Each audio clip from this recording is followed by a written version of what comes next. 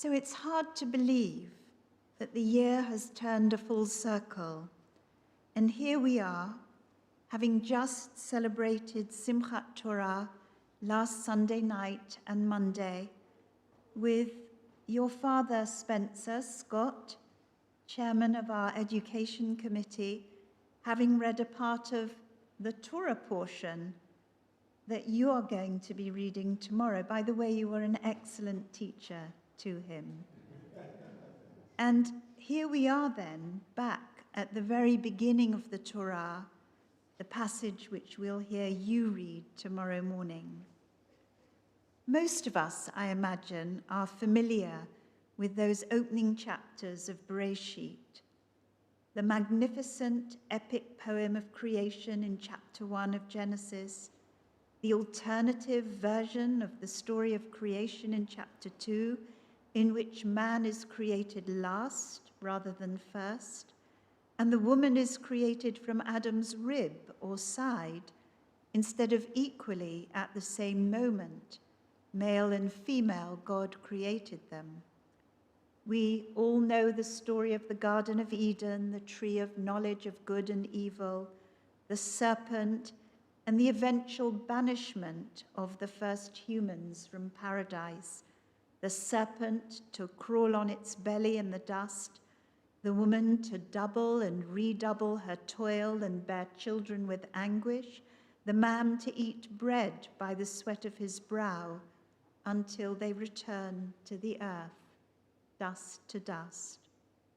There is much to say about these early myths of the Torah, about Cain and Abel, the children of Adam and Eve, the jealousy of Cain towards Abel, which results in the latter's murder at the hands of his brother, and the subsequent generations born to Cain and his wife, their son Enoch, and Enoch's children. These genealogies in the Torah we rarely read, arguing that they're of little interest to us. But perhaps for the next few moments, you will allow me to focus on one of the generational trees that depart from the usual mundane information of who begot whom and how many wives they had. Here are the verses from Genesis chapter 4, a few verses on from your Torah portion, Spencer. Cain, that's Adam and Eve's son, the one that's left, was intimate with his wife, who became pregnant and gave birth to Enoch. He became the founder of a city, and he named the city after his son, Enoch.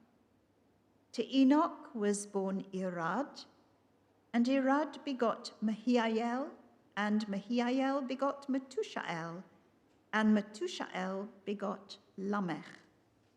Lamech took 2 wives.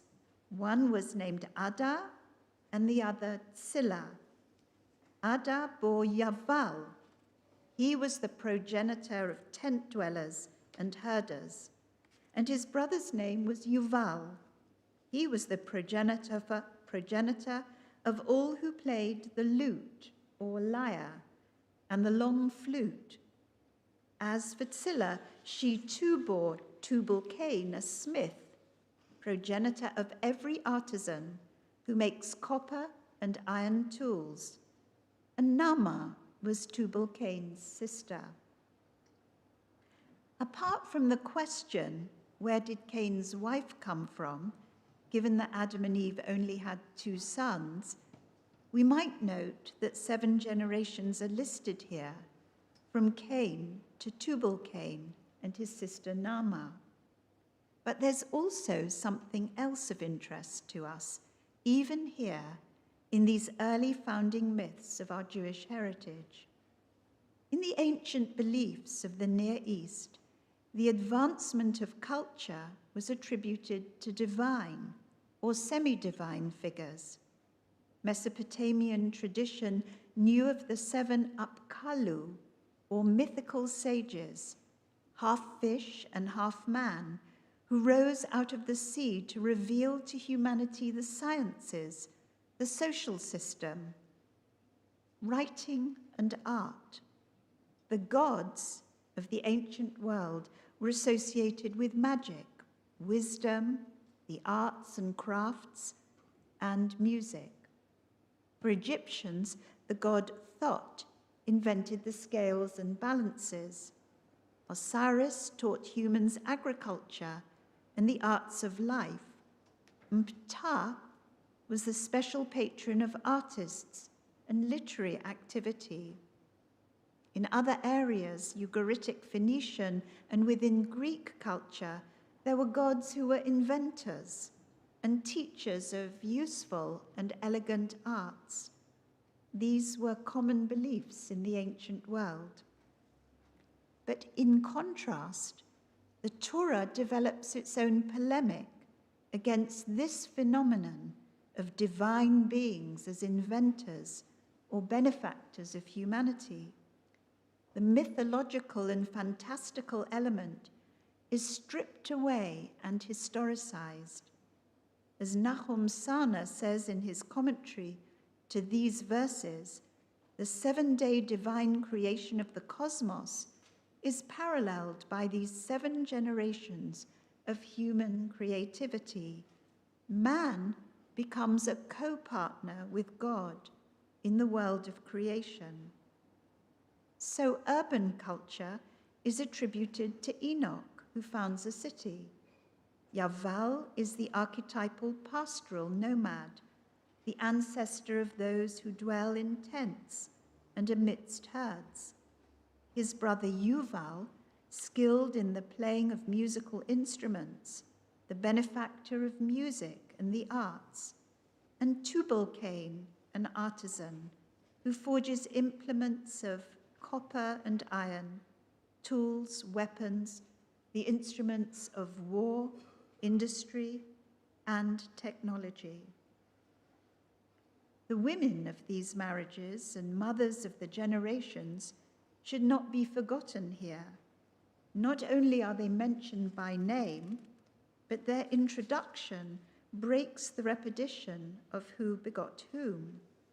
Lamech seems to be the first man to take more than one wife, Ada and Silla, their names both having something to do with music and sound, and to their children are attributed the origins of music and art.